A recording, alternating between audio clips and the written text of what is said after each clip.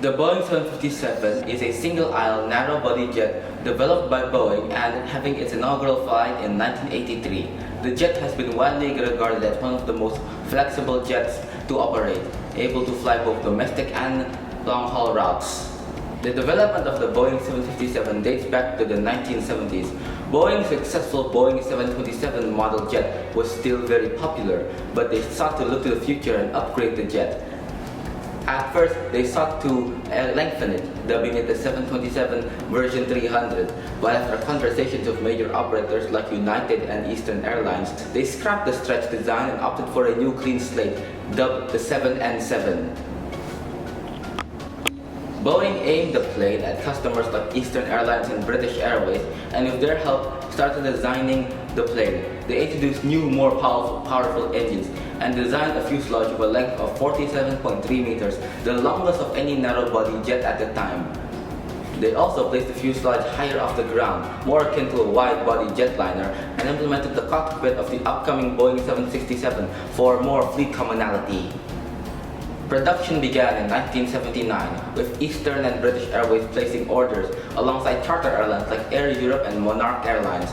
The prototype registered N757A rolled out of Boeing's Renton field, and the aircraft entered service in 1983.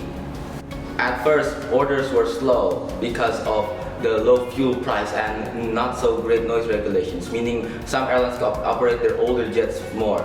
But airlines who did purchase it reported lower operating costs from improved fuel efficiency, much greater payload carrying and range, and quieter performance. It wasn't until the mid-80s when rising noise concerns and rising fuel prices, also plus a subsequent order from Northwest Orient Airlines for 20 Boeing 757s with the much improved Rolls-Royce RB211 engine, did US Airlines and others see its potential. By the 1990s, almost all major US airlines operated Boeing 757s, but its potential was just still being discovered. Back in 1986, the FAA approved the Boeing 757 for ETOPS flying, meaning it could be allowed to fly across the Atlantic and Pacific Oceans. This enabled airlines like United and Delta to replace old DC-10s with Boeing 757s on routes to the Hawaiian Islands like Honolulu.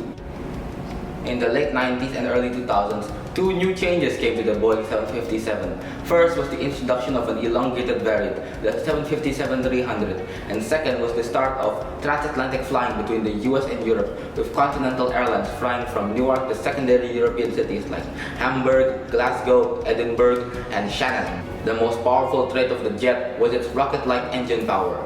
The 757's engine and thrust give it engine power and takeoff speed only comparable to Concorde when it was produced.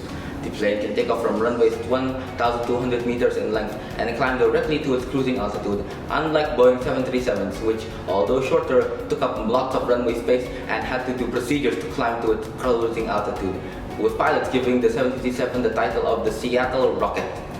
The Boeing 757 was not safe from accidents though, as the plane was involved in some accidents, the first one being in 1995, when a Bergen Air 757 flying from the Dominican Republic to Europe crashed into the Atlantic Ocean because of a blocked pitot tube. This same fate befell another 757 flying from Lima in 1996.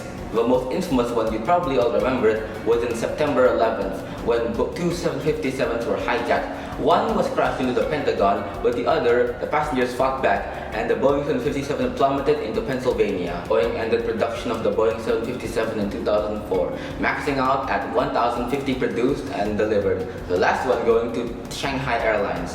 Today, the 757 is still in regular use in the US, with airlines like Delta, United, UPS, and FedEx.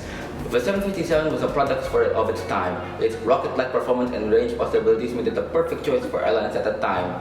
Although new jets like the Airbus A321 may have replaced most 757 and put them out of service, the airline is still in a league of its own in terms of power and speed.